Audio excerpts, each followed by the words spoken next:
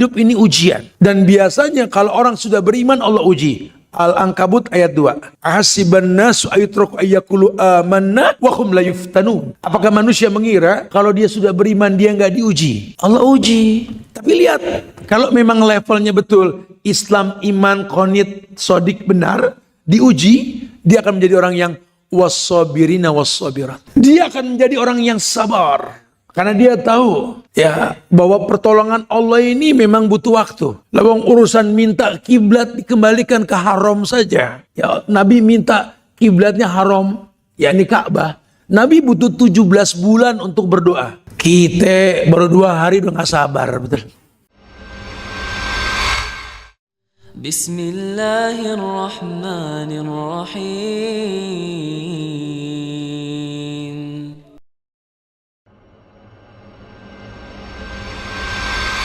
Tidak ada kesempurnaan dalam ibadah manusia. Karena sifat manusia yang Allah ciptakan pasti berbuat salah dan dosa. Kullu bani Adam khata. Bahwa setiap anak Adam itu pasti punya salah. Wa khairul khata'in at-tawwabun. Dan sebaik-baik anak Adam yang berbuat salah ini yang mau bertobat. Sehingga Allah selalu menyiapkan maklum. Kalau Allah jelas Ghafurur Rahim lah. Ya, nggak ada Ghafurur Rahman. Karena Rahim ini isim mustaq yang diambil dari kalimat Rahman. Biasanya walaupun terlambat, Allah tetap terima orang yang mau bertobat sampai napas di kerongkongan. Bahkan orang yang tadinya bukan Islam pun ketika dia meninggal, dia mengatakan la ilaha illallah. Kata Nabi, uhajjulaka biha indallah. Aku bisa berhujjah di hadapan Allah bahwa engkau seorang muslim. Itu yang dikatakan sama Nabi kepada pamannya, ya ammi qul la ilaha illallah kalimatun uhajjulaka biha indallah. Wahai pamanku, katakan la ilaha illallah. Kalau kau mengatakan la ilaha illallah, kalimat itulah penyebab aku bisa berhujjah di hadapan Allah engkau seorang muslim. Cuma qadarullah, pamannya enggak bisa. Tapi Nabi tetap mengajarkan pada umatnya, laqinu mautakum la ilaha illallah. Ajarkan orang yang mau meninggal ini la ilaha illallah. Man kana akhiru kalamihi la ilaha illallah dakhalal jannah. Orang yang akhir kalimatnya la ilaha illallah, Allah masukkan dia ke surga. Ya. Karena memang nanti pada akhirnya doa anak yang soleh inilah yang bisa membuat mayit orang tua dalam kubur itu mendapatkan kemuliaan oleh Allah. Ini yang kita minta sama Allah. Iya. Jamaah Allah muliakan, usikum wa nafsi bitaqwallah. Diri ini berwasiat pada diri pribadi dan antum jamaah sekalian antuna insyaallah untuk selalu meningkatkan ketakwaan kita kepada Allah. Takwa ini dimiliki karena betulnya dalam beribadah. Karena memang dalam agama kita semua ritual ibadah akan menjanjikan ketakwaan buat si pelakunya dengan level yang berbeda. Namun keumuman dalil mengatakan bahwa wa may yattaqillah yaj'al lahu makhrajan. Allah pengen manusia ini yattaqillah. Kapanpun dimanapun dia bertakwa. Kalau memang kapanpun dimanapun dia bertakwa, kapanpun dimanapun yaj'al lahu makhrajan. Allah pasti berikan solusi. Karena terlanjur Allah mengatakan la yukallifullahu nafsan illa wus'aha. Allah tidak mungkin menguji manusia di luar batas kemampuannya. Yes, kadang-kadang kita suka komplain, Ustadz, ayat tadi itu saya sering dengar, Ustadz. Saya cari di Quran, saya temukan di pojokan surat Al-Baqarah itu, Ustadz. La yukallifullahu nafsan illa wus'aha. Kutanya ada yang menerjemahkan Allah nggak mungkin menguji manusia di luar batas kemampuannya. Tapi demi Allah, Ustaz, ayat itu nggak berlaku dalam hidup saya, Ustaz. Kenapa? Karena saya nggak kuat dengan ujian. Qad ja'alallahu likulli syai'in qadran. Manusia ini sudah punya ukuran yang berbeda, miqdar. Jangan menganggap kalau masalah kita lebih besar ketimbang masalah orang lain. Jangan begitu. Allah saja ingatkan para nabi dan rasul ketika turun ayat wa qulan naqussu 'alaika min amba'i rasul ma nusabbita bihi fuadak. Ya Muhammad, kata Allah, ku abadikan kisah para nabi dan rasul sebelum kamu dalam Quran, ma nusabbita bihi fuadak, agar kau baca memantapkan hatimu yang kau rasa pada hari ini orang dulu pernah merasakan. Apalagi di zamanmu nanti sampai ayat akhir di hayat Rasul itu. Al-yawma akmaltu lakum dinakum wa atmamtu alaikum ni'mati wa raditu lakumul islam ad-dina. Ini kan ayat ketok palu. Di mana ayat ini turun, enggak ada lagi syariat turun setelah itu. Nabi wafat. Itu ayat terakhir di Haji Wada. Haji yang pertama dan terakhir. Allah yang mengatakan al-yawma akmaltu lakum dinakum. Pada hari ini ya Muhammad, kusempurnakan bagimu agama. Wa atmamtu alaikum ni'mati, kusempurnakan nikmatku atasmu. Wa raditu lakumul islam ad-dina, aku ridha Islam sebagai agama. Ini sudah cukup lah. Sisanya la tabdila li kalimatillah. Udah gak ada perubahan pada ketetapan Allah. Yang di zaman Nabi itu merupakan sebuah ayat. Sampai kiamat pun ayat. Yang di zaman Nabi merupakan sebuah hukum, sampai kiamat pun hukum. Yang kau rasa pada hari itu, Allah sudah katakan di ayat tadi, wa qulan naqussu 'alaika min ambai rasul. Jangan kau merasa limited edition dalam permasalahan. Ustaz, saya pengen ngobrol, Ustaz. Saya punya masalah nih, kayaknya di dunia cuma saya doang yang begini, Ustaz. Oh, Masya Allah. Sungguh spesial antum buat Tuhan gitu ya. Karena diuji Ustaz sama rumah tangga anak. Oh, kirain si apa? Kalau bicara rumah tangga dari zaman Nabi Adam juga pegel sama pasangan, betul. Bahkan Rasulullah Sallallahu Alaihi Wasallam juga kan rumah tangannya digonjang-ganjingin, betul. Sampai terjadi apa namanya? Jazakallah Pak, maksudnya. Ya, digonjang-ganjing dengan Hafsah itu kan. Beliau menceraikan, cuma kan Jibril diutus untuk menjelaskan bahwa kerasnya Hafsah tidak sekeras dalam puasa dan bangun malam tahajudnya. Maklumi dia, Allah takdirkan dia sebagai pendampingmu di sorga. Dirujuk sama Nabi. Rumah tangganya pun gonjang-ganjing, bukan tidak. Kenapa? Karena rumah tangga seperti bahtera. Bahtera tidak mungkin berjalan tanpa gelombang. Ya, orang-orang laut paham lah itu ya. Nggak ada lah yang namanya perahu ini bergerak tanpa gelombang, nggak bisa. Nggak ada gelombang pun baling-baling diputar supaya ada gerakan. Ya, harapannya apa? Kembali ke Allah. Karena Allah ciptakan manusia ini betul-betul untuk sebuah kebaikan. Allah mengatakan laqad khalaqnal insana fi ahsani taqwim. Kuciptakan manusia ini ahsan terbaik.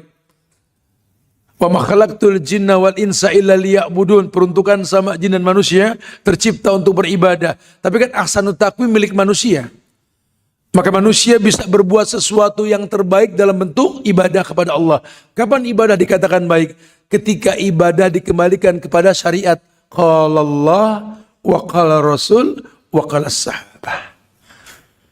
Ketika agama dikembalikan kepada syariat, di mana ada firman Allah sebagai dalil dan hujjah, atau sabda Rasul sebagai contoh yang disyariatkan. Kalau pengen lihat buktinya, lihatlah para sahabat radhiyallahu anhum. Karena kebaikan mereka diberikan legalitas oleh Allah. Radhiyallahu anhum wa radu anhum. Nah, kita kan tinggal mencontoh. Udah cukup. Laqad kana lakum fi Rasulillahi uswatun hasanah. Telah ada suri toladan yang terbaik pada diri Rasulullah Sallallahu Alaihi Wasallam. Maka untuk mencapai itu yang Allah berikan kepada para sahabat keridhaan tentunya ada hukum sebab akibat yang pada setiap umat dan Rasul pada setiap umat ini diutus Rasul untuk mengajarkan cara beribadah. Maklum ayat yang Allah firmankan walaqad ba'asna fi kulli ummatin rasulan an i'budullaha wajtanibut tagut. Ya, ulama menyimpulkan untuk itulah ada beberapa nutrisi dalam kehidupan yang harus diisi batinmu dengannya. Supaya kau merasakan bahwa semua yang Allah ujikan ini bukanlah sesuatu yang berat. Kalau kau paham bukti cintanya Allah kepada seorang hamba maupun umat kaum yang banyak ini adalah ujian. Innallaha idza ahabba 'abdan ibtalahu. Innallaha idza ahabba qauman ibtalahum. Qayatu 'abdi min ibadi bibtilaihi. Allah kalau mencintai seseorang, Allah uji. Riwayat lain mengatakan Allah kalau mencintai satu kaum, Allah uji mereka. Dan cara Allah mengikat tali kasih pun Allah mengatakan qayatu 'abdi min ibadi bibtilaihi. Cara aku memberikan cinta kepada hamba-hambaku dengan aku menguji dia. Kenapa? Karena Allah pengen tahu kau yang diuji berubah tidak. Allah mengatakan fala ya'lamanallahu alladziina shadaqu wa la ya'lamanal kadzibin. Al-Ankabut ayat 3. Allah pengen tahu dengan ujian tersebut kamu berubah atau tidak. Karena orang kalau sudah menyukai sesuatu ketika diuji dia mempertahankan sesuatu tersebut. Alasannya apa? Karena dia butuh bukan pengen. Kalau bahasanya pengen atau ingin, ya ketika diuji bisa dia lepas yang dia sukai itu. Tapi kalau dia bicara butuh, dia pertahankan. Karena dia punya alasan kenapa dia menyukai, kenapa dia butuh itu. Gitu lah ya. Taib. Ada 5 nutrisi. Yang mudah-mudahan kelima ini akan membuat kita memiliki maklum. Baik maklum diterjemahkan orang tua ke anak, anak ke orang tua, atau pasangan ke pasangan, atau sahabat ke sahabat. Karena kadang-kadang kalau kita nggak mengerti ilmunya, tidak sedikit anak ini menjadi hakim buat orang tuanya. Atau sebaliknya, orang tua nggak bersyukur dengan wujud anak yang dia miliki. Yang ada a priori, negative thinking, bahkan sampai levelnya zon. Kalau sudah levelnya zon prasangka buruk, Allah yang bilang, inna ba'da zonni ismun. Setelah prasangka itu pasti ada dosa. Ayat lain mengatakan bahwa wadzalikum zonnukumul ladzi zonantum bi rabbikum ardakum fa asbahtum minal khasirin. Itu prasangka buruk yang kau sangkakan ke Allah, keburukan pasti yang kau rasa. Hadis qudsi mengatakan ana inda zonni abdi bi. Karena aku nih Allah, kata Allah, menurut prasangka kalian. Kalau kalian sangka Allah baik, ana rahman, ana rahim. Tapi kalau kau sangka aku ini kejam, ana syadidul iqab. Subhanallah. Ya, makanya orang nggak boleh memiliki buruk sangka. Buruk sangka itu boleh dimiliki sama 2 orang, polisi atau satpam, boleh. Yang merasa bukan polisi, bukan satpam, tolong jangan suka buruk sangka. Kedepankan husnuzon. Kenapa? Karena memang prinsipnya la yadurukum man dhalla idza tadaitum. Tidak ada yang berbahaya kalau Allah sudah berikan petunjuk. Udah nggak usah khawatir. Dalil tadi di awal, la yukallifullahu nafsan illa wus'aha. Karena Allah nggak mungkin menguji manusia di luar batas kemampuan.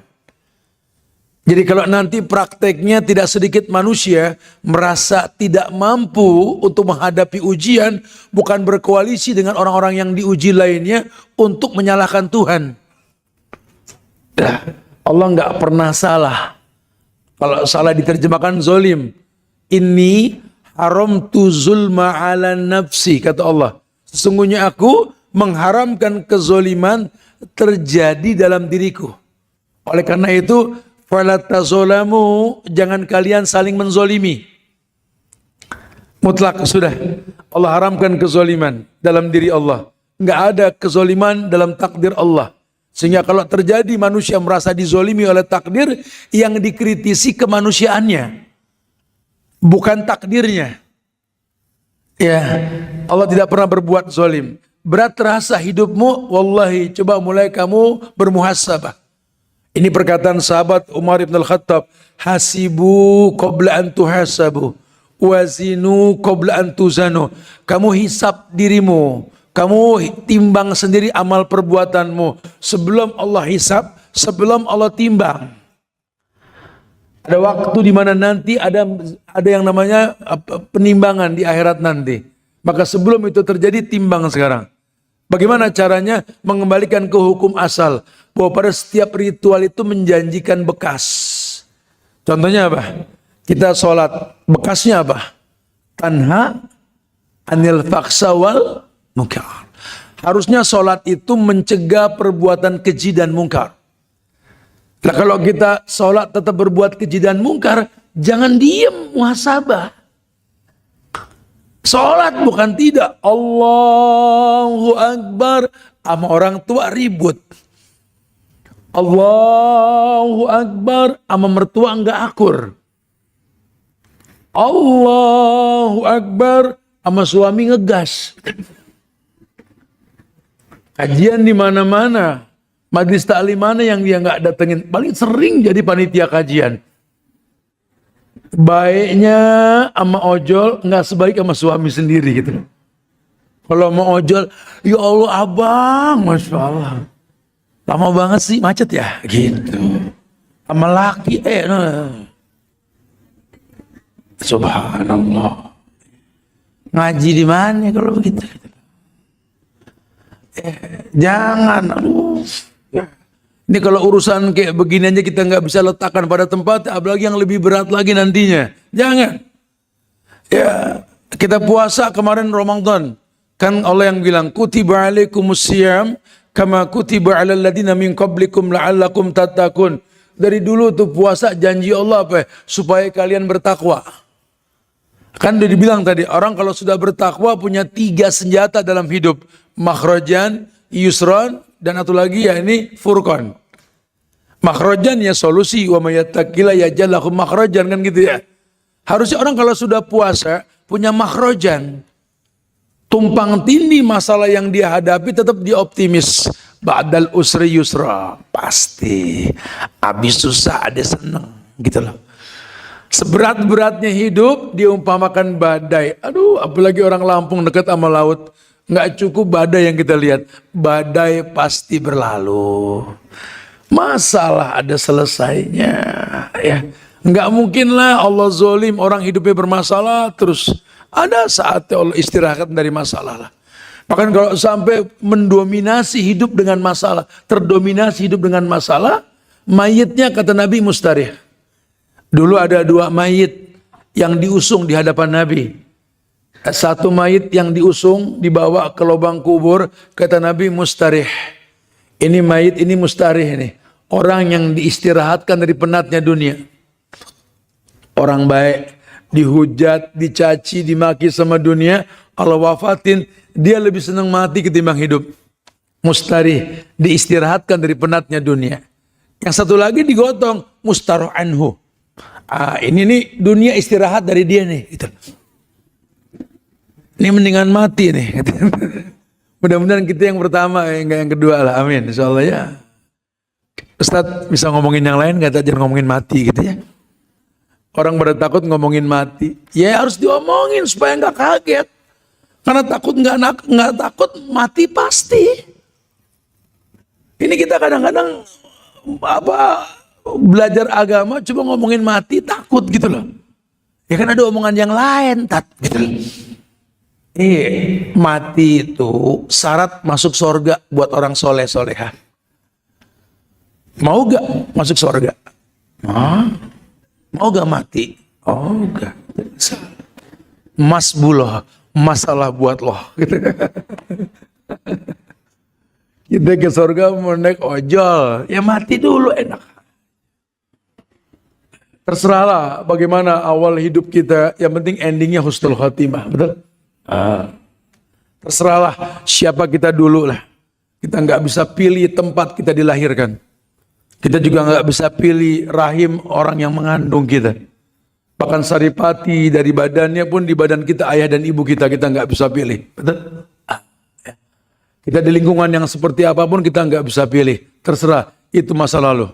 Agama ini asik mengatakan al-amal bi khawatimiha. Amal tergantung akhir bukan awal. Kapanpun dimanapun kita pernah buat yang nggak baik, tapi hari ini Allah kumpulkan kita di Aula Horizon Hotel Lampung ini bersama Majelis Taklim Nazirah. Sama-sama kita belajar.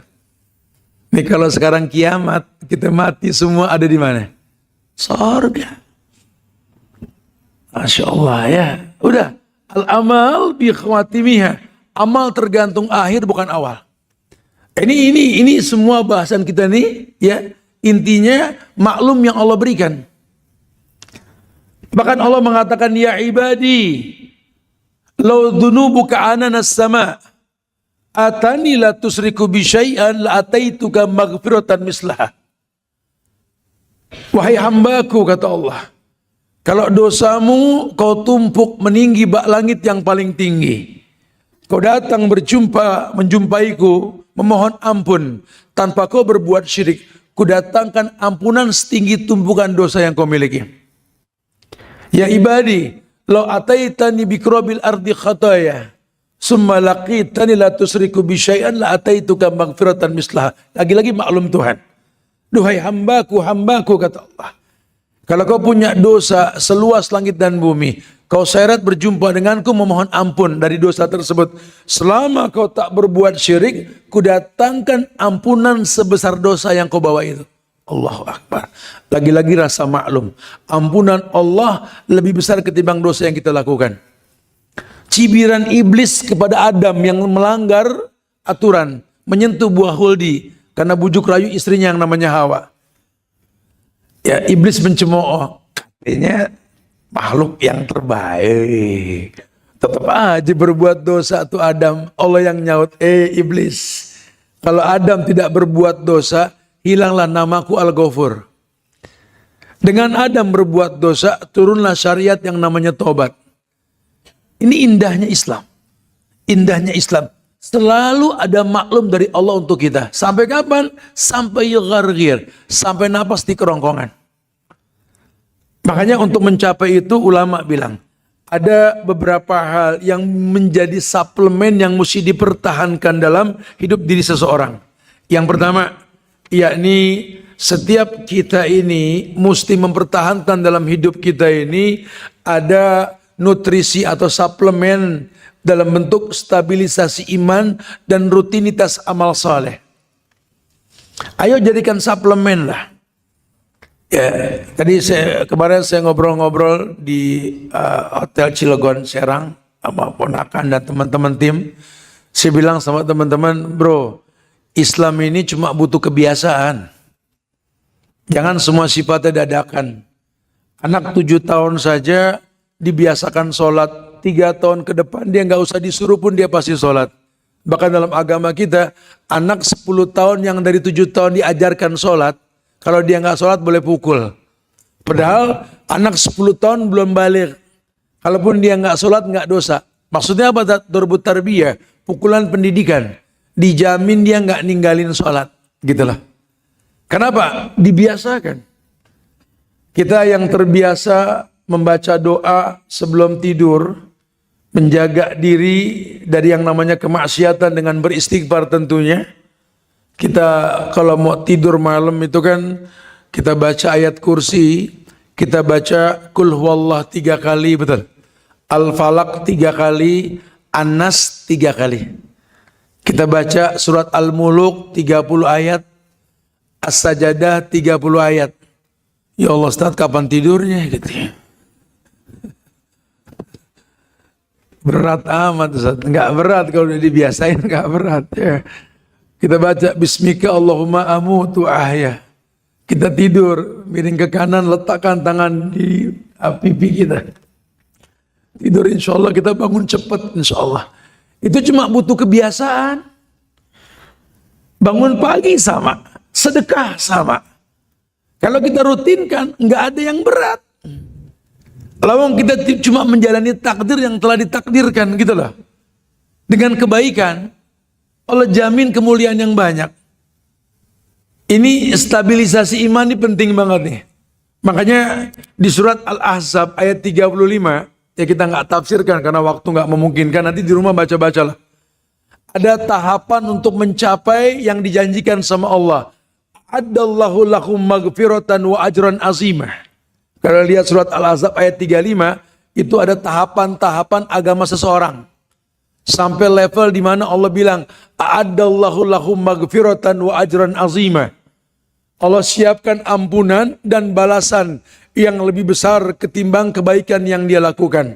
Ini kan harapan kita, diampunkan sama Allah, betul.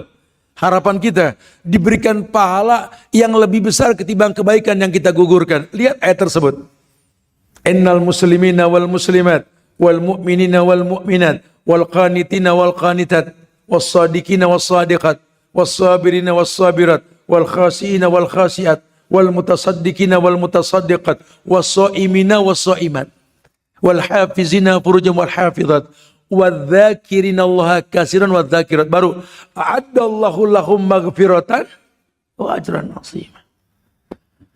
Jadi jangan dilongkap-longkap. Allah berikan susunan tuh. Kata Allah Islam, iman. Tidak semua orang Islam beriman. Tapi setiap orang yang beriman kepada Allah dipastikan keislamannya. Kalau Islam dan imannya betul, dia qanita, orang yang taat sama Allah. Jadi jangan bilang orang itu taat, sementara Islamnya dipertanyakan, imannya banyakkan turun ketimbang naik. Kalau dia sudah qanit, dia shadiq, orang yang benar.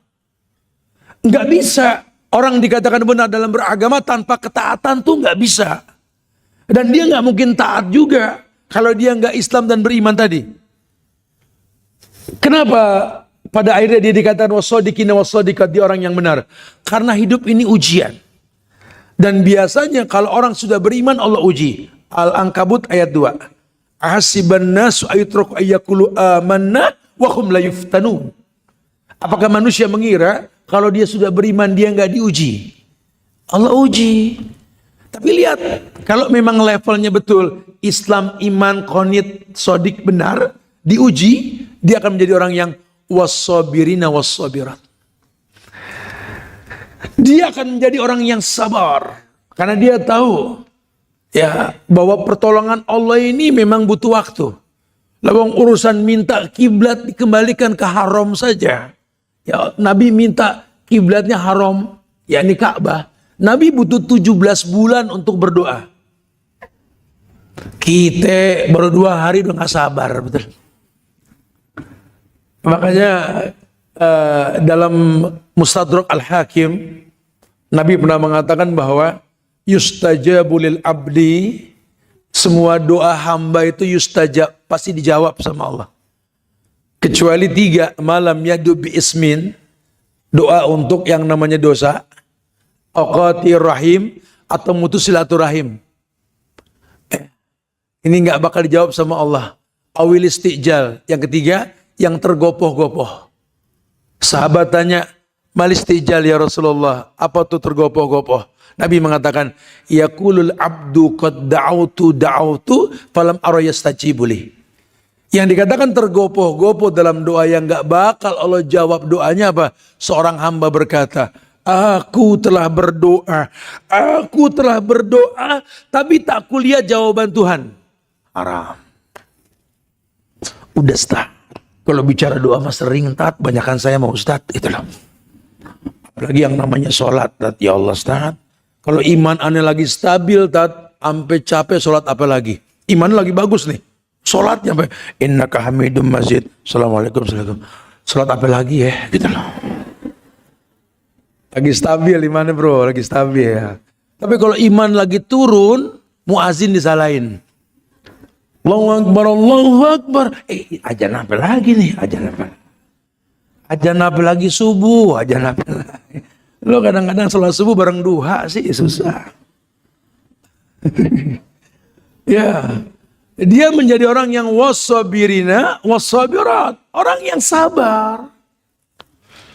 Dan gak gampang orang bisa sabar. Tat, aneh punya temen sabar banget, Tat. Tapi gak demen sholat. Bukan sabar, dia pasrah. Beda lagi tuh. Emang gak ada yang dia bisa kerjain kecuali diem. Jangan dibilang sabar. Orang sabar dalam agama kita ada kaitan dengan iman. Karena ayat di mana Allah berfirman, ya ayyuhalladzina amanu isbiru. Orang yang beriman sabarlah. Gak bisa orang sabar tanpa iman, gak bisa. Karena orang yang sabar makin diuji. Ya ayyuhalladzina amanu isbiru wasabiru warabitu wattaqullaha la'allakum tuflihun.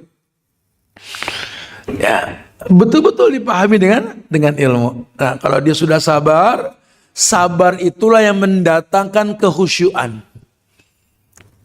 Alam ya'ni lil ladzina amanu an takhsha'a qulubuhum li dzikrillah. Orang yang khusyuk itu orang yang tahu menyikapi masalah dengan kemaksimalan. No complain. Makanya kalau orang bisa khusyuk, nikmat dia syukuri, ya sesuatu yang berat dia sabarilah. Ya nikmat juga pasti ada batasannya. Seperti masalah juga pasti ada akhirnya gitu ya. Cuma dia berhusnuzon lah. Sering kok kita sampaikan, kita ini dalam Islam, kita dalam Islam ini ya, wallahi itu bukan masalah gagal atau sukses, kalah atau menang, sakit atau sembuh, bukan itu masalahnya. Tapi lebih kepada kalau sukses bisa gak bersyukur, kalau gagal bisa gak bersabar. Kalau bisa menang, alhamdulillah bersyukurlah. Kalaupun kalah ya gak ada masalah, bersabarlah. Siapa sih yang gak pengen rumah tangganya berhasil? Pengen lah. Kalau berhasil ya bersyukurlah. Tapi kalau gagal ya qadarullah. Ya masalah panjang pendeknya rumah tangga itu mau urusan Tuhan. Kan kita tiap kondangan kan doain si orang yang kawin.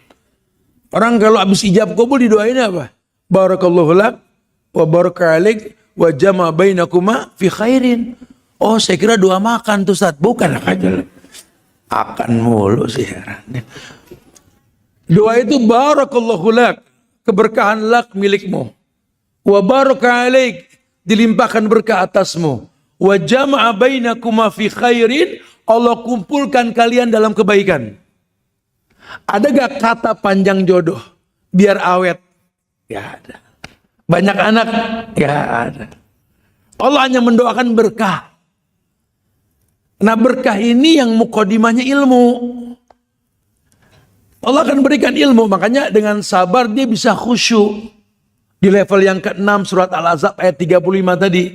Was-sabirina was-sabirat wal khashiina wal khashiat.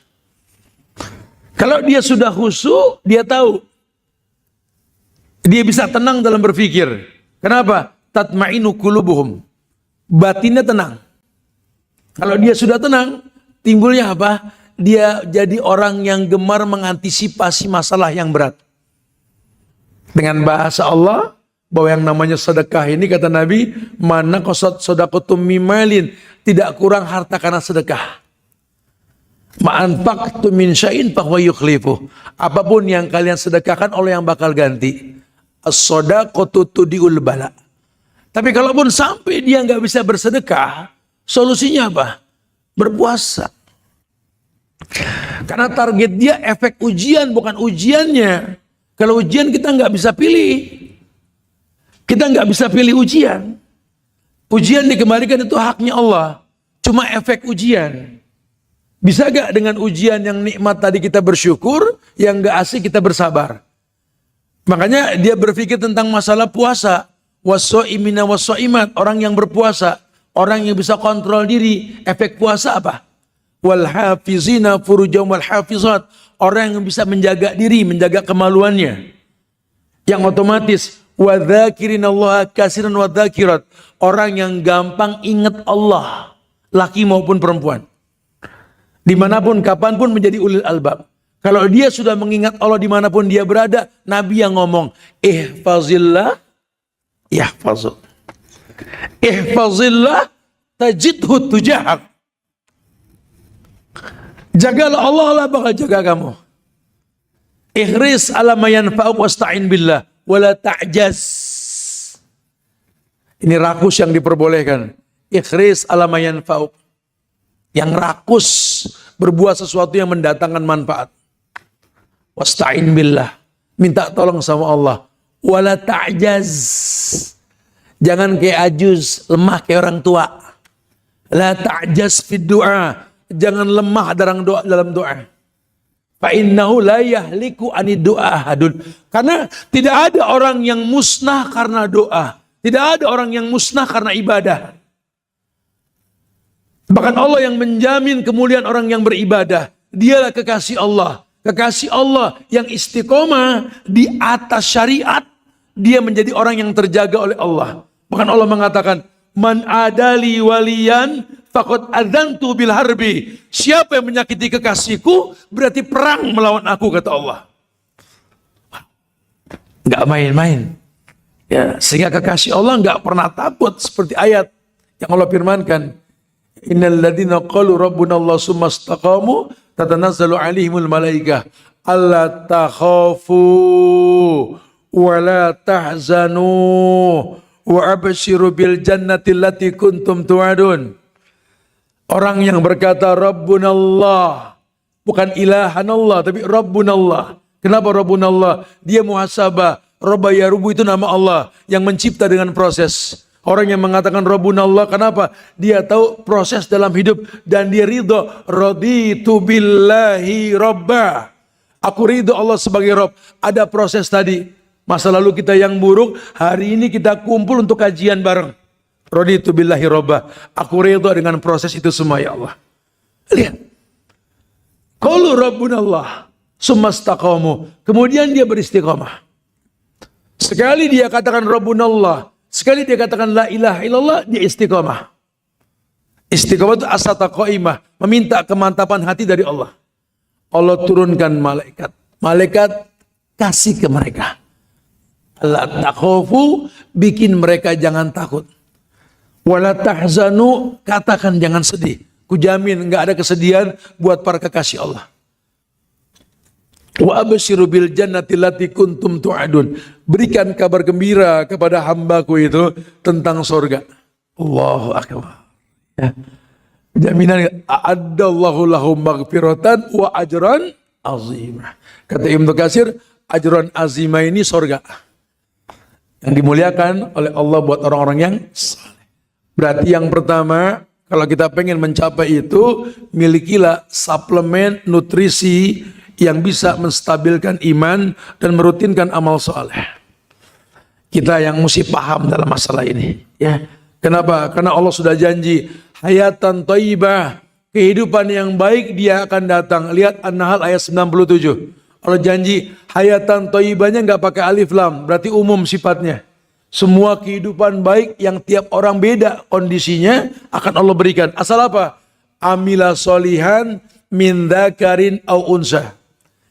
Asalkan dia beramal soleh dengan status yang jelas. Zakar au unsa, laki atau perempuan. Inna khalaqnakum min dzakarin au unsa. Kenapa zakar wa unsa? Karena Allah ciptakan manusia cuma dua jenis. Zakar laki, unsa perempuan. Nggak ada yang remeng. Nggak tahu deh ini di Lampung nih. Ya, dengar bocoran si LGBT-nya gile-gilean di Lampung, betul. Ya, peningkatannya 200%. Nggak tanggung-tanggung, nggak habis pikir gimana caranya dia bisa demen sama sejenis. Kayak kekurangan perempuan tuh laki, ini kelihatan laki dikit perempuan banyak, betul. Keker badannya jiman yang dia nggak masukin, betul. Ini tangan kanan 35 tat, yang kiri masih 30. Ini perut banyak gabin, six pack, betul. Tapi yang digandeng yang six pack juga ya. Cemen. Ya, kirain si keker yang digandeng 4, yang sama kayak begitu juga gitu. Cemen betul-betul ya. Tapi ya, lagi tren sekarang begitu gitu loh. Perempuan gitu. Senang dengan sejenis. Allahu Akbar. Misi pernikahan sudah bubar. Sudah bubar. Ya, Allah pengen dengan berumah tangga kamu jadi baik. Fa inni mukassirum bikumul umam yaumal qiyamah. Aku akan berbangga dengan banyaknya umat pada hari kiamat. Misi pernikahan itu ya tujuannya. Bukan jumlah anak yang banyak, itu bagian. Cuma kan yang gak punya anak bukan itu maknanya kan. Lebih kepada laki-laki yang menikah bisa gak jadi orang yang baik setelah nikah. Perempuan juga sama. Sehingga kalian yang baik ini akan melahirkan anak-anak yang baik nanti. Sehingga orang tua kalian senang, mertua kalian senang. Rumah tangga mendatangkan kesenangan untuk umat Muhammad. Ayo coba mulai berpikir. Jangan malah menghayalkan yang enggak-enggak. Ini dunia mazra'atul akhirah kata ulama. Dunia ini tempat bercocok tanam untuk akhirat. Beramalah seperti yang disyariatkan buat menggapai kemuliaan yang banyak. Itu yang pertama. Tolong miliki suplemen untuk meningkatkan iman dan merutinkan amal soleh. Allah janji hayatan thayyibah, kehidupan yang baik. Yang kedua, dia mesti memiliki keridhaan, yakni nutrisi keridhaan. Artinya ridho Allah, ridhonya Allah yang kita butuhkan. Karena kita nanti masuk surga karena ridhonya Allah, rahmat Allah. Bagaimana menggapainya? Macam hal. Cuma Nabi mengatakan begini. Dalam satu riwayat Imam Muslim kata Nabi, "Dzaqa ta'mal iman man radiya billahi rabban wa bil islami dinan wa bi Muhammadin rasulan." Orang itu bisa merasakan ta'mal iman, nikmat beriman. Atau kalau bahasa Rasul dalam riwayat lain, halawatal iman. Salasun man kunna fihi wajada halawatal iman. Ada 3 hal yang orang bisa merasakan manisnya iman. Iman itu keyakinan dengan hati yang diucapkan dengan lisan, dibuktikan dengan perbuatan, itu iman. Ya, kita sholat itu iman kita. Kita sedekah iman kita. Sekarang kita ngaji nuntut ilmu, ini iman kita. Ini enggak berat. Iman itu manis kita rasa ketika yang pertama, ayakunallah wa rasuluhu ahabba ilaihi mimman siwahuma. Hendaklah Allah dan Rasulnya lebih dia cintai ketimbang lainnya. Ayo belajar beragama karena memang Allah perintahkan, Nabi contohkan, asik. Agama yang mana? Syahadat, sholat, zakat, puasa, haji, akad, nikah, cerai, haji, umroh. Ayo, itu ibadah. Tapi karena Allah, bukan karena yang lain. Sehingga nggak ada yang bisa mengkomplain. Labang menang, aku mengamalkan lillah semua karena Allah. Tadi kan di awal udah dibahas Al-Maidah ayat 3 tadi, al-yawma akmaltu lakum dinakum, betul? Agama telah sempurna. Dan dia nggak butuh contoh yang lain. Cukup syariat yang ada. Dia rasakan manisnya iman. Bener ya. Kalau beragama seperti yang disyariatkan tuh asik. Iya. Karena dijanjikan bekas ibadah. Innallah yuhibbu ayar asra ni'matihi ala abdi. Karena Allah paling suka ngelihat bekas ibadah pada diri seorang hamba. Iya. Dia gapai keridhaan. Dan yang lebih gampang lagi apa?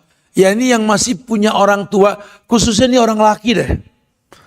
Karena kita orang laki ini, pernikahan kita, suksesnya kita di perusahaan yang kita miliki, tidak menomorduakan orang tua kita. Lain sama perempuan ya. Kalau kalian sudah menikah, maka suami nomor 1. Makanya perempuan jangan gampang nerima lamaran laki-laki. Resikonya apa? Jadikan suamimu seperti Tuhan di muka bumi. Wajib patuh. Sampai Nabi mengatakan, andai boleh manusia sujud kepada manusia, kuperintahkan istri sujud kepada suaminya. Gak gampang loh. Sujud sama dia? Oh gak banget tuh kan. Apaan pilihan situ? Sekarang oh gak banget, dulu nurut aja. Gak gampang, hati-hati kalau kita orang laki lain. Secantik apapun istri kita, selucu apapun anak-anak kita, sehebat apapun kita di mata anak buah kita, karyawan kita, teman-teman kita, wallah, orang tua nomor 1 dalam hidup kita. Tolong jangan pernah menomorduakan mereka. Apalagi ibu kita, ya Rabb. Katakan dalam diri kita kepada ibu kita, wallahi ya ummi inti ala ra'si. Ibu kau di atas kepalaku, wahai ibu. Ya, perempuan jangan suka bucin, jadi budak cinta sama laki. Mohon disayang, mohon diperhatiin, ya jatuh nama, jangan. Kalian tuh mutiara yang diikat dengan emas. Ya jangan mohon. Tapi kan aku butuh diperhatiin, butuh dicintai, ya belajar mencintai yang dia cintai. Kalau pengen dapat cinta seorang suami, cintai yang dia cintai. Laki-laki itu memiliki 3 cinta dalam hidupnya. Yang pertama, ibunya. Tolong cintai ibunya. Seenggak asik apapun tuh ibu, udah cintai. Ya Allah, Ustaz, berat banget Ustaz, ya Allah. Apaan situ kan dapat nikmat dari anaknya, betul? Man lam yaskurin nas, la yaskurillah loh. Orang yang enggak berterima kasih sama manusia, enggak bakal bisa bersyukur sama Allah. Udah, terima aja, ya. Memang mau bilang apa? Andai bisa milih takdir, ya suamimu itu juga pengennya jadi anaknya Khadijah, bininya Rasul, betul. Andai dia juga bisa milih takdir, pengen banget jadi anaknya Rumaisah binti Milhan. perempuan yang sedang masih hidup di dunia, ibunya Anas bin Malik, tapi wujudnya sudah ada di sorga, berburu di hadapan istana terbuat dari emas itu. Andai mereka bisa memilih takdir, mereka juga pengen punya orang tua yang soleh, yang baik. Cuma ya kan kita nggak bisa milih takdir, betul? Itulah ibu kita, itulah ayah kita, khalas. Ya, ada anak yang terlahir memang orang tua bermanfaat buat anaknya. Tapi tidak sedikit anak dilahirkan kelak bermanfaat buat kedua orang tuanya, betul? Maklumilah, sudah cintai yang dia cintai. Buat kami para laki-laki ini, ya, kesalahan ibu adalah kebaikan di mata kami. Agak sulit untuk komplain kita. Karena kita nggak dicipta untuk menjadi hakim buat orang tua kita. Siapkan maklum. Dan nggak akan pernah ada selesai untuk memaklum itu. Selalu ada maklum buat orang tua kita. Tolong jangan pernah sakiti seorang ibu yang punya anak laki-laki itu suami kalian. Nggak akan pernah bisa total cinta laki-laki kepada istrinya kalau dia melihat ibunya dimusuhi oleh siapapun. Ya, suami saya tat, walaupun saya sering berantem sama mertua, baik tat, bohong. Saya mewakili laki-laki, bohong sudah. Yang kedua, jangan pernah sakiti anak perempuan seorang laki-laki. Demi Allah, buat kami anak perempuan segalanya. Pendek masa, komplain dari kecil dia, karena kami harus berangkat pagi pulang sore. Nggak berasa anak kami sudah remaja. Ada lelaki yang datang ke rumah nembak pengen jadi pendamping hidupnya. Nggak gampang itu. Ya, om, aku pengen kenalan sama anak om. Aku pengen nikah dengan dia. Langsung kasih, baru kenal. Nggak gampang. Ya Allah, 20 tahun itu sebentar sekali ya. Masya Allah. Perasaan belum lama kita kepang rambutnya. Belum lama kita mainkan poninya. Masih terasa aroma baby oil di badannya. Sekarang dia sudah remaja. Kita tahu nih laki-laki yang datang ke rumah kita, kita tahu. Kita bilang, ane tahu isi pala ente, betul soalnya. Dan itu nggak gampang, wallahi tidak gampang itu. Masya Allah. Buat kami senang punya anak laki, punya nasab yang nggak berhenti. Tapi ketika punya anak perempuan, kami baru berhasil jadi seorang ayah. Karena anak perempuan yang ayahnya. Ya Rabb, kita datang capek pulang ke rumah, yang open tuh anak perempuan. Dia capek, mau minum apa? Ambil tisu, nggak ada keringetnya pun dia keringet dilap-lapin namanya. Kita kalau nggak jatuh cinta sama anak perempuan kita mah kelewatan lah. Bahkan ulama tekankan didik anak perempuan dekat dengan ayahnya supaya dia bisa melihat dunia, nggak terkecoh dengan fitnah serigala berbulu domba nantinya. Sudah cintai, masya Allah. Kalau anak-anak laki, ya Rob, ya kita senang punya keturunan, tapi opennya beda. Kita sakit pakai koyo aja, udah jangan pura-pura boy, jangan pura-pura deh.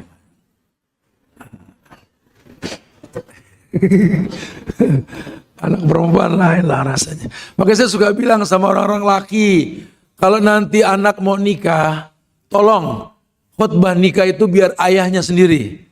Ustadz yang dipanggil cukup nasihat pernikahan. Habis ijab kabul, Ustadz nasihatin Ustadz, boleh. Tapi kalau ijab kabul, ada sebelumnya ada khutbah nikah, biar ayah yang ngomong. Lebih mengena untuk mantunya. Belajarlah muqaddimah khutbatul hajjah. Innal hamdalillah nahmaduhu wa nasta'inu wa nastaghfir dan seterusnya. Sisipkan kata singkat.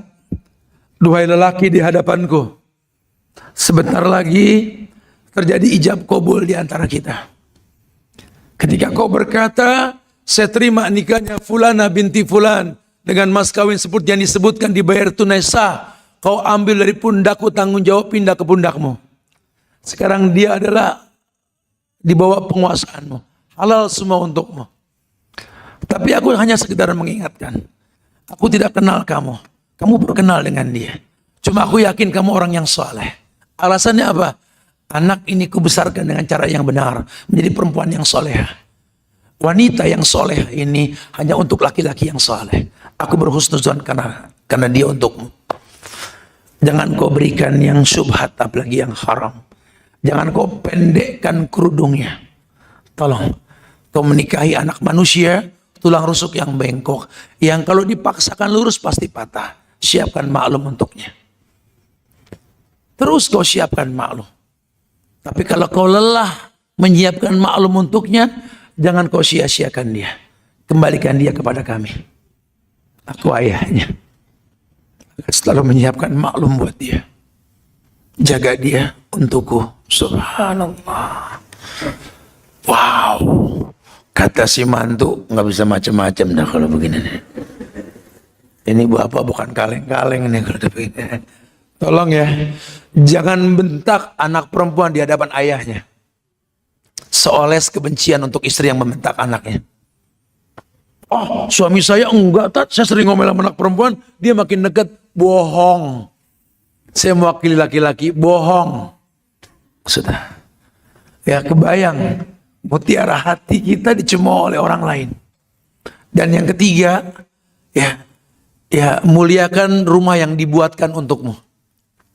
Jaga. Walaupun sudah punya pembantu yang merapikan rumah, wallahi, balikan ke hukum asal. Pembantu itu membantu, bukan dibantu. Jangan semua diserahkan sama asisten rumah tangga. Ya sekali-kali kita buatkan rumah, pengen lihat orang yang dikasih itu menjaga gak tuh rumah. Ya bolehlah ibu sekali-kali mengepel, merapikan, membersihkan. Dan kami senang apa yang kami kasih itu dijaga tuh senang sekali. Bukan berarti gak senang ada pembantu yang bantu ya. Jangan semua diserahkan sama mbak.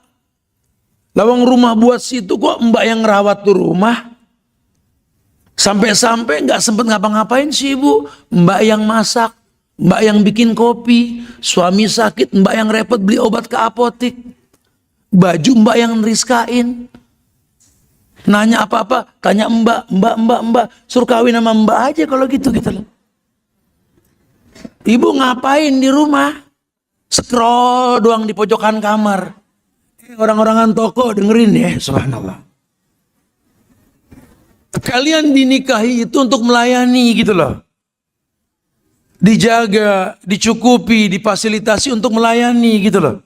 Dan kewajibannya melayani. Saya sering bilang di beberapa kajian dari kemarin, ya kalau orang dulu kan memandang ke suami itu kan kewajiban, bukan pekerjaan. Saya bilang sama ibu saya dulu waktu ayah saya masih hidup, Mah, mama bikinin kopi, air putih, teh tiap hari kan, ini abah nggak pernah, kadang-kadang nggak minum juga, ngapain? Sudah kewajiban. Dia minum alhamdulillah, enggak, sudah urusan dia. Kewajiban. Masya Allah. Kita pakai gelas ayah kita, punya abah, udah jangan. Punya orang tua yang sopan. Sendal gitu, punya orang tua. Dijaga itu suami betul-betul. Karena kewajiban. Hari gini meja kita bersih, kita tanya, nggak ada air putih, lu nggak minta, kata begitu. Lu nggak minta, subhanallah. Gelas babenya dipakai, didiemin aja. Sendal sepatu dipakai sama anaknya, didiemin aja. Hilanglah izzah sudah. Jangan ya. Kalau pengen dapat cinta dari suami, jaga yang tiga. Jaga ibunya, muliakan. Jaga anak perempuannya, jaga tempat yang diberikan untukmu. Dia akan belah dadanya, dia akan bilang ke istrinya, ambil cinta sebanyak-banyaknya dari dada ini. Kalau tiga itu nggak ada, udah mimpi di siang bolong sudah. Wallahi, laki-laki gapai ridho Allah dengan ridhonya orang tua. Tapi kalau istri, ridhonya suami. Itu yang kedua. Yang ketiga, yakni yang mesti dia miliki dalam bentuk suplemen adalah nutrisi tawakal. Bagaimana dia bisa menyiapkan maklum yang tak selesai, artinya terus selalu ada maklum untuknya, tanpa tawakal. Hidup yang melelahkan ini membutuhkan solusi tadi. Cuma perpindahan dari satu masalah ke masalah yang lain. Kita butuh makhrajan, kita butuh yusron, kita butuh furqan. Makhrajan solusi, yusron kemudahan. Furqan alat bantu membedakan yang hak dan yang batil. Enggak bisa itu dimiliki tanpa ketakwaan. Dan takwa itu yang mendatangkan ketawakalan. Miliki nutrisi itu. Yang keempat, miliki nutrisi zikrullah, suplemen. Ala bidzikrillahi tatmainul qulub. Dengan mengingat Allah hati menjadi tenang. Jadi kita kalau minta itu jangan kayak Bani Israel, minta turunin makanan dari langit, semua langsung ada. Enggak. Di agama dijelaskan, masalah yang pelik yang kita hadapi bisa disikapi dengan ketenangan. Karena memang Allah yang mendatangkan jawaban apa yang kita pintalah. Cepat tidaknya tergantung hubungan kita sama Allah. Makin cepat ibadah kita ke Allah, makin cepat bantuan Allah. Makin lambat hubungan kita sama Allah, makin lambat juga apa yang kita minta datang dari Allah yang Allah inginkan. Dia orang-orang yang memiliki nutrisi, suplemen zikrullah. Bagaimana caranya menjadi ulil albab? Dimanapun dia berada, dimanapun kakinya berpijak, bumi diinjak, dia tegakkan syariat. Dia butuh mengingat Allah. Jadi ulil albab lah. Yazkurunallaha qiyaman wa qu'udan wa ala junubihim wa yatafakkaruna fi khalqis samawati wal ard. Rabbana ma khalaqta hadza batilan subhanaka faqina adzabannar. Dia ingat Allah, berdiri, duduk, berbaring dia ingat Allah. Dan dia selalu berkata, Rabbana, duhai Rabb yang menciptakan kami. Dia minta sama Allah untuk bisa memberikan yang terbaik. Ma khalaqta hadza batilan. Betul-betul kau tidak menciptakan semua dengan kesia-siaan ya Allah. Jadikan aku orang yang bisa menyimpulkan ayat yang tersirat maupun tersurat. Tersirat ya fenomena alam, tersurat ya Quran. Menjadi orang yang gemar baca Quran. Itu petunjuk hudan, petunjuk linnas. Kalau hidup mau tertunjuk ya jangan nggak baca Quran. Minta petunjuk tapi nggak ngaji agak susah. Minta sama Allah. Baru kemudian yang terakhir, ini penting banget ini. Kita bisa berdialog silakan ya. Wallahi miliki suplemen lapang dada. Menjadi orang yang qanaah. Menjadi orang yang lapang dada menerima takdir. Karena dia tahu sekali tadi ayat yang mengatakan la yukallifullahu nafsan illa wus'aha. Allah enggak mungkin menguji manusia di luar batas kemampuan. Qad ja'alallahu likulli syai'in qadran. Semua Allah ciptakan dengan ukuran-ukurannya. Jangan ukur badan kita ke orang lain, begitu pula sebaliknya. Kalau untuk mencontoh silakan. Saya sengaja mencontoh dia Ustaz, bagus, tapi ingat kamu bukan dia, dia bukan kamu. Kalau sekedar mencontoh boleh. Kita mencontoh Nabi, ayo. Tapi kita bukan Nabi, Nabi bukan kita, betul? Makanya agama mengatakan, fattakullaha mastata'tum. Bertakwalah semampunya. La ikraha fiddin. Enggak ada paksaan dalam beragama. Jadikan agama ini daily, monthly, terus. Rutinitas harian, bulanan. Yang kita tahu memang seperti inilah syariat. Sehingga Allah bisa karena biasa. Ringan agama karena memang ada rutinitas. Orang yang biasa di belakang imam yang bacaan panjang nggak akan komplain. Dapat imam baca pendek seneng. Tapi kalau imam yang biasa dia ikutin yang pendek-pendek, dapat yang panjang bisa ngegibah imam. Innaka hamidum mazid. Assalamualaikum, assalamualaikum. Oh nggak demen sama nih imam kata gitu. Ya, jadi dibiasakanlah, dibiasakan. Masya Allah, ya. Nah itu semua, kata Syekh Abdurrahman Nasir As-Sa'di. Beliau mengatakan adalah orang-orang yang betul dalam beragama. Kalau dia sudah betul dalam beragama, dia akan memiliki bekas-bekas dalam agama tadi. Hidupnya akan nampak berbeda dengan yang lain. Perbedaan yang pertama, Syekh mengatakan dia tipe orang yang tidak panik dan larut dalam bayangan-bayangan yang buruk. Orang kalau sudah agamanya bagus bisa berlapang dada menerima takdir, hidupnya nggak panik,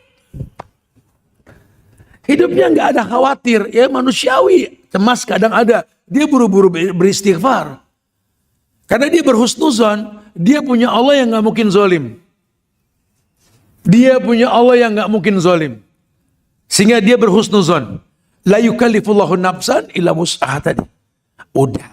tenang aja. Memang berat karena kita belum tahu rumusnya. Ya Allah Ustaz, kebayang Ustaz, aku di rumah sendiri Ustaz. Ada si mbak dua, enggak sendiri namanya gitu.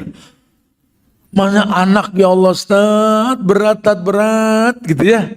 Coba flashback sedikit dulu orang tua kita coba. Satu ibu bisa megang 5 anak tanpa pembantu coba. Di zaman lampu nggak kayak sekarang terangnya nih. Di zaman dimana air nggak pakai sekarang dicolok keluar langsung gitu ya. Dulu mesti ditimba, kalau nggak pakai pompa dragon tuh, yang dicekek baru muntah, betul. Kompornya pakai sumbu dulu, betul. Waduh, kepegang semua urusan anak, kepegang. Di zaman belum ada handphone buat ngecek anak di mana-mana, aman. Orang tua punya prinsip, urusan anak jangan kedip, kepegang. Ini produknya kita orang nih. Masya Allah. Hari gini gampang semuanya. Tapi merasa lelah. Kenapa? Karena dulu berpikirnya kewajiban bukan pekerjaan. Ya seberat apapun sholat, kalau sudah pakai bahasa kewajiban itu bentuk penghambaan. Ini the real freedom yang kita bahas kemarin bro. Ketika kita menghamba kepada Allah itu bukti kemerdekaan. Karena kita nggak butuh menghamba ke yang lain. Sama namanya halawatal iman, manisnya iman. Orang bisa merasakan manisnya ibadah kalau dia tahu memang ini kewajiban, bentuk cintanya kepada Allah. Maka ketika Ibnu Qayyim menyusun makna cinta, beliau mengatakan tidak mungkin orang bisa memberikan cinta yang sejati tanpa tahapan ilmu, yakin, ikhlas, jujur. Baru bicara cinta. Cinta yang sejati menghasilkan 2 hal, inqiyad dan qabul. Ketundukan dan kepatuhan kepada Allah secara total, ucapan maupun perbuatan. Enggak semerta-merta bisa bicara cinta. Ya kalau kita enggak cinta sama Allah, Allahu Akbar.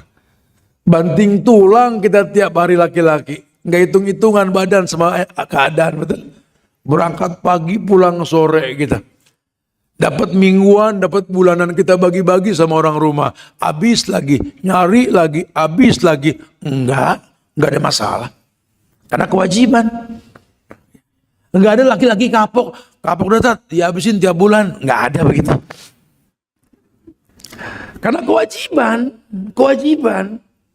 Oh, laki-laki sejati sih paling senang kalau anak minta jajan. Pak minta pak, mau ngapain, mau jajan. Selama yang dia minta wajar, nggak eman kita. Kecuali yang dia minta nggak baik, ada batasan, namanya pendidikan, tarbiyah, lain hal ya. Tapi kalau yang dia minta masih wajar saja, udah jangan bakhil. Bukan Sat, masalahnya Tat, biniannya boros Tat. Kenapa bro? Tiap anak kasih bulanan, habis. Emang harus dihabisin, lu bakhil ya. Suruh habisin, emang nafkah.